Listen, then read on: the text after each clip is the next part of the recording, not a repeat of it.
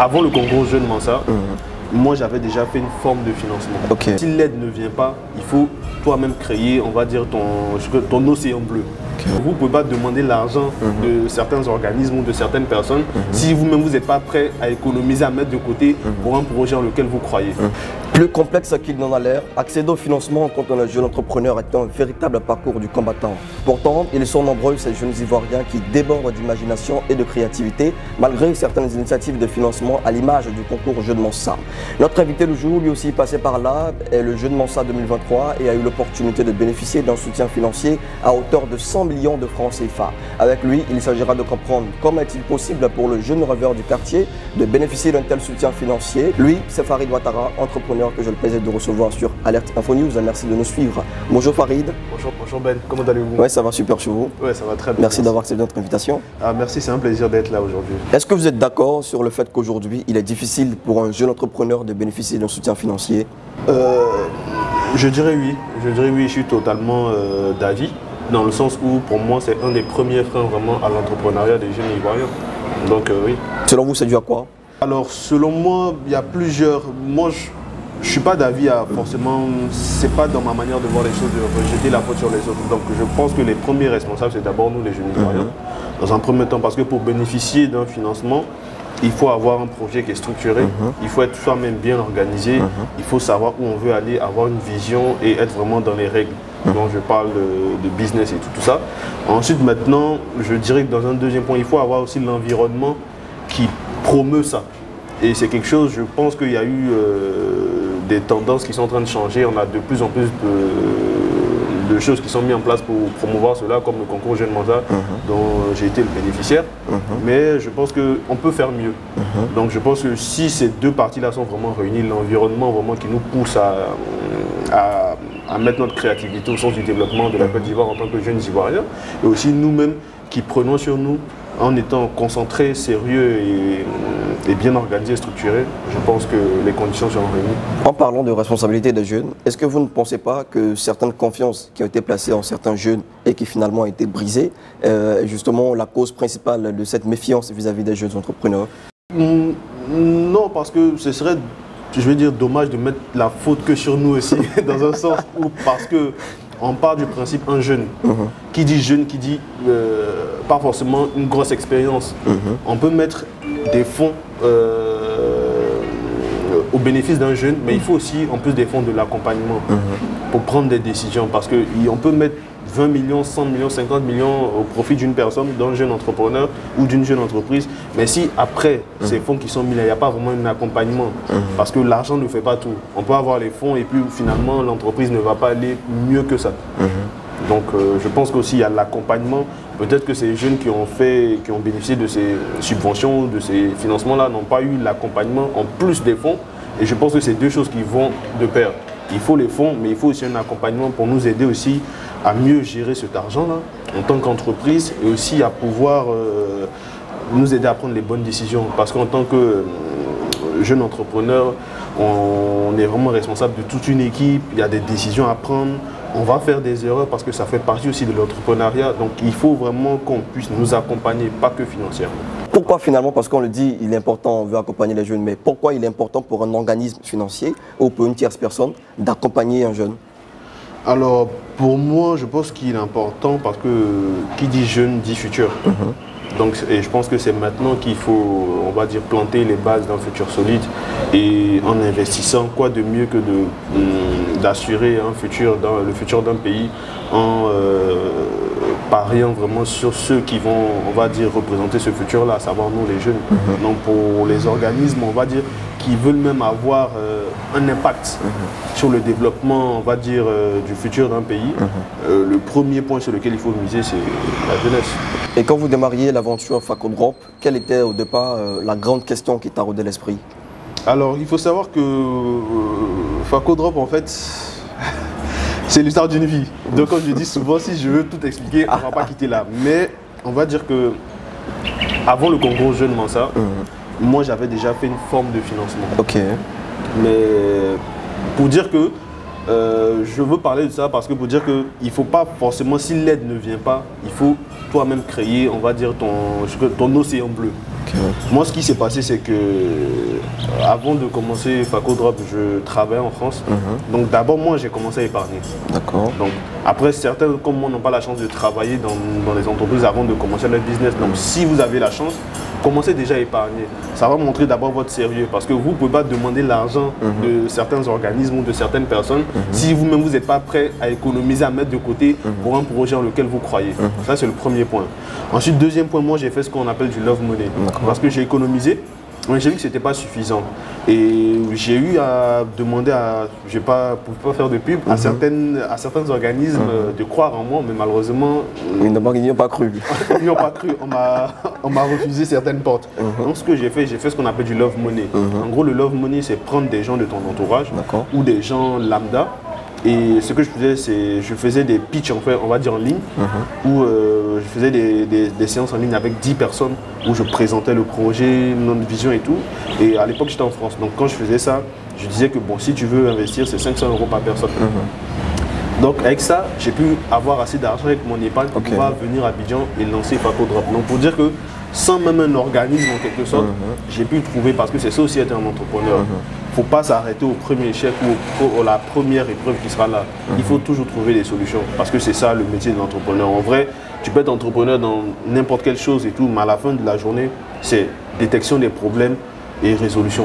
C'est tout. Donc finalement, est-ce que vous pensez que le problème des jeunes entrepreneurs aujourd'hui, c'est j'ai mon projet, c'est un projet innovateur, j'attends un financement. Est-ce que c'est le grand problème aujourd'hui? Je ne vais pas dire le grand, mais c'est un des problèmes. Je veux dire, c'est sûr que avec un financement, c'est plus facile.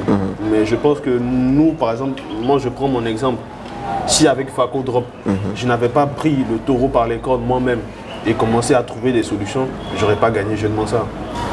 Donc pourquoi ils auraient misé sur moi? C'est parce qu'ils ont vu aussi qu'il y avait un passé qui était là, il y avait un passif qui était là. Et c'est ce qui leur a donné aussi confiance, en quelque sorte. Et dans l'introduction, on le disait, vous êtes le récent vainqueur du concours Jeux de Mansa 2023. Comment vous découvrez le concours déjà? Alors, c'est pour ça qu'on dit qu'il faut utiliser les réseaux sociaux à bon escient. Pourquoi je dis ça? Intéressant ça. Parce que moi je ne connaissais pas. Avant moi, il y avait eu 2 saisons de Jeux de Mansa, mais je n'avais jamais entendu parler de ça.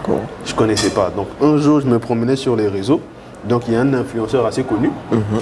D'ailleurs, à qui je... Bon, je n'ai pas fait de pub, mais là, je vais le dire son nom parce que c'est grâce à lui. C'est Willy Dumbo. D'accord, Donc, il met ça sur son Facebook. Oui, la saison 3 de Jeux de Mansa va commencer. Si tu es un jeune entrepreneur, tu as un projet 100 millions. Ça, c'est vrai, ça. On va donner 100 millions comme ça à quelqu'un comme ça. Facilement comme ça. Moi, j'y croyais pas. Donc, ils ont mis que tu devais faire une vidéo de présentation et que tu envoies un numéro WhatsApp. Je dis bon, j'en parle à un de mon meilleur ami, je lui dis ah mais j'ai vu ça, qu'est-ce que t'en penses? Nous on se dit non, ça c'est un faux truc, c'est pas sûr, c'est pas vrai, tout ça. Mais quelque chose au fond de moi me dit vas-y, tu n'as rien à perdre. J'en fais la vidéo et puis bon, basta, de toute façon tu comptes pas sur ça. Peu importe, avec ou sans ça, tu as ta vision, tu sais où tu vas aller. C'est sûr qu'avec ça, si tu gagnes, ça va te faciliter la vie. Enfin, ça va te permettre d'aller plus vite. Mais au final, en tout cas, je sais que je vais y arriver avec ou sans ça. Donc je fais la vidéo, j'envoie. On ne me fait pas de réponse, rien. 3 mois, rien, j'ai complètement oublié. Un jour, on sonne au bureau, dans nos locaux, et je vois des caméras et tout ça. On me dit, ah, vous êtes sélectionné pour participer au concours Jeux de Mansa. Donc je dis ok. Et donc ainsi de suite, on s'en va, il y a les qualifications. Je crois au début, on était d'abord la sélection des projets, c'était en 3000 à peu près projets. Ensuite, après, on était 35, je crois, 35 projets qui avaient été retenus. Et dans les 35, il y avait 16 qui devaient rentrer vraiment pour participer à l'émission. Donc maintenant, le stress a commencé, le concours et tout ça. Et voilà. Mais à ce niveau, quand on est sélectionné parmi 3000 candidatures, quelles sont les idées qui germent dans l'esprit déjà? Déjà, on se dit que, parce que la sélection, je pense que si vous l'avez vu quand c'est passé, la sélection a été faite par quand même Deloitte, quand même qui est un organisme assez réputé. Donc tu te dis, ce que je suis en train de faire là, ça a du sens quand même. C'est une sorte de boost aussi de confiance, de se dire que il y a certaines personnes quand même qui voient que je suis sur un chemin qui est pas mal. Donc il faut que je fasse encore plus. Donc c'est ce qui m'a traversé l'esprit. Quand vous commenciez, est-ce que vous pensiez pouvoir gagner à la fin le financement? C'était mon objectif. Mais je ne me disais pas forcément que j'allais... Après, on va à la guerre pour gagner. tout est une question de mindset, d'état d'esprit. Donc j'étais conditionné pour gagner. Vraiment, je partais en guerre, mais je savais que ça allait pas être évident parce qu'il y avait quand même d'aussi bons projets, peut-être meilleurs même que le mien. Donc j'avais cette humilité là de me dire que va falloir que je bosse. Et petite anecdote, c'est que moi, quand j'ai pris, dès le jour où j'ai appris que j'étais sélectionné parmi les 35 déjà, moi j'ai commencé à regarder les 2 saisons entières et commencer à prendre note des erreurs que les autres ont fait, du comportement du jury, de voir ce qu'ils aiment, ce qu'ils n'aiment pas, les erreurs à ne pas faire. Donc moi j'avais déjà quand même, je m'étais vraiment préparé parce que je me suis dit, ça, je m'en en guerre pour que j'ai toutes les armes. Donc voilà, donc je pense que c'est ce qui a boosté aussi ma confiance parce que j'étais préparé. Et quand on est jeune entrepreneur, quand on démarre un projet et qu'on bénéficie d'un soutien financier à hauteur de 100 millions de francs CFA, qu'est-ce qu'on se dit tout de suite, qu'est-ce qu'on se dit? Petite anecdote, c'est que il y avait une seule personne qui savait que je participais au concours. Qui? C'était mon meilleur ami. Personne ne savait. Ok. Et lui-même, il a su quand j'étais arrivé, peut-être en quart de finale comme ça. Mais sinon, j'avais dit à personne. Pour moi, je me suis dit, c'est une aventure, c'est l'aventure d'une vie. Si je gagne pas, de toute façon, quand ça va sortir à la télé, tout le monde va le voir. Et tout. Donc, quand je gagne, quelques minutes après, quand j'appelle ma mère, personne n'y croit en fait. Même moi, je ne réalise pas encore que effectivement, c'est vrai que j'ai le prix, c'est écrit 100 millions dessus, mais je me dis, attends, je vais vraiment recevoir 100 millions là, vraiment, ils vont me faire confiance pour me donner 100 millions comme ça. Et ça a été le cas. Donc sur le coup, je me suis dit, mais après, moi je suis quelqu'un, je suis assez, on va dire, je m'arrête pas, genre, je profite du moment tout de suite, mais mon esprit est déjà, donc je me disais, maintenant, c'est vraiment là que les réalités vont commencer. Parce qu'une chose, c'est d'avoir 100 millions. Maintenant, les regards sont braqués sur toi. Tu as 100 millions, tu as eu l'opportunité d'une vie que plein de jeunes comme toi, peut-être, n'auront jamais de leur vie. Qu'est-ce que tu vas faire de ça? Est-ce que tu vas... Et c'est là maintenant que la pression commence à monter maintenant. Est-ce que tu vas vraiment utiliser cette chance-là? Parce que aujourd'hui, comme on a dit, c'est un frein. Il y a plein de projets innovants qui sont super intéressants, qui meurent dans l'œuf parce qu'ils n'ont pas assez de financement pour continuer. Et toi, tu as 100 millions comme ça, faut vraiment saisir l'opportunité et faire que. Donc c'est là maintenant, je me suis dit, là on va redoubler d'efforts et vraiment travailler. Donc c'était vraiment ça mon mindset. Et c'est toujours mon mindset. Qu'est-ce qui a changé après le financement? On a gagné en autorité assez rapidement. Et justement, quand il y a les fonds, les choses sont un peu plus faciles. On a pu, on va dire, mettre en place 3 applications. On a pu prendre des motos électriques qui étaient plus performantes. On a pu aussi, parce que ce que je disais, c'est de bien s'entourer. On a pu prendre une équipe qui était un peu plus expérimentée. On a pu, nous-mêmes, comme j'ai dit, l'accompagnement. On avait Mansa Bank qui nous accompagnait sur certaines prises de décision. J'ai pu avoir certains coachs. Après ça, c'était des coachs que moi-même j'ai pris parce que je trouvais que j'avais besoin de m'améliorer. J'ai eu cette humilité-là de me dire que je ne connais pas tout. Et je suis dans un milieu où c'est vrai que, voilà, mais il faut que j'apprenne des gens de ce secteur-là, des gens. Donc voilà. Donc c'est ce qui a vraiment changé. On va dire l'expérience, la maîtrise, le savoir-faire de l'entreprise, on s'est vraiment amélioré. Personnellement, ce qui a changé, c'est que maintenant on me reconnaît. Moi, je suis quelqu'un d'assez réservé, donc souvent ça me fait bizarre que certaines personnes veulent prendre des photos avec moi et tout ça. Mais je me dis que c'est parce que d'une certaine manière je les ai impactés et c'est ça aussi. Après on dit chez nous à FacoDrop, on a une vision, c'est de vraiment faciliter la vie des gens. Et moi personnellement en tant que jeune entrepreneur, c'est d'impacter aussi les autres jeunes comme moi. On est sur un marché qui est très concurrentiel avec des grandes multinationales qui sont là, de se dire que il faut rêver, on est jeune. Si moi aussi par mon exemple, je peux leur permettre aussi, que ce soit dans d'autres secteurs ou même le mien, de prendre le courage, d'avoir le courage de faire pareil, c'est un plaisir pour moi. Comment est-ce que vous voyez quelque chose de plus grand que moi. Et comment est-ce que vous voyez l'entreprise dans 5 ans, 10 ans? Je nous vois dans toute la Côte d'Ivoire. Dans 10 ans, je nous vois dans d'autres pays. Mais vraiment, après ce qui est important, c'est la création d'emplois aussi, la création de richesses qu'on va créer. Parce que je veux vraiment qu'on dise demain que FacoDrop est vraiment un pilier en Côte d'Ivoire et qui permet, on va dire, à l'économie de encore mieux fonctionner avec la création d'emplois, la création de richesses. Donc j'espère dans 10 ans qu'on ait au moins 1000 employés.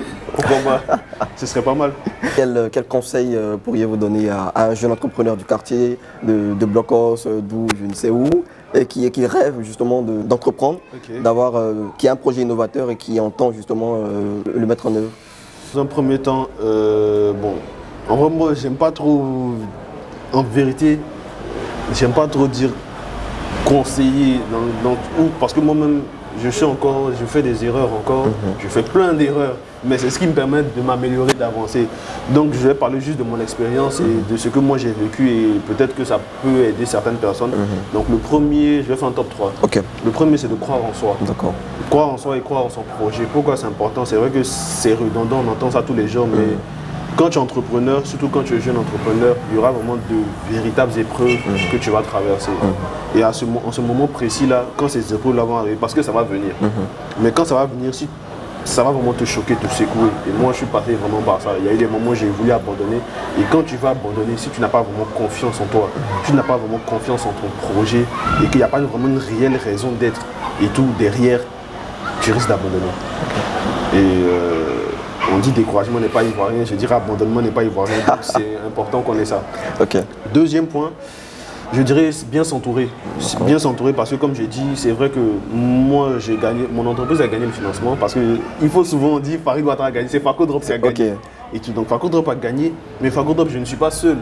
Je ne vais pas tout faire moi seul, il y a une équipe, il y a des managers qui sont là, il y a un département, mais sans eux, j'ai beau être le plus intelligent du monde, le plus fort, je ne peux rien faire. Donc on a besoin d'une team solide, une team soudée et j'aime bien dire qu'il y a le statut d'ownership, c'est-à-dire que ils prennent l'entreprise comme si c'était eux qui étaient les gérants de l'entreprise. Ça, c'est super important. Des gens vraiment qui sont prêts à faire les sacrifices qu'il faut parce qu'il y aura des sacrifices à faire.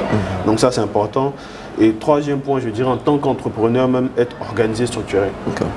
Donc parce qu'aujourd'hui, on a beaucoup de distractions. Comme je parlais tout au préalable, d'utiliser les réseaux sociaux à bon escient.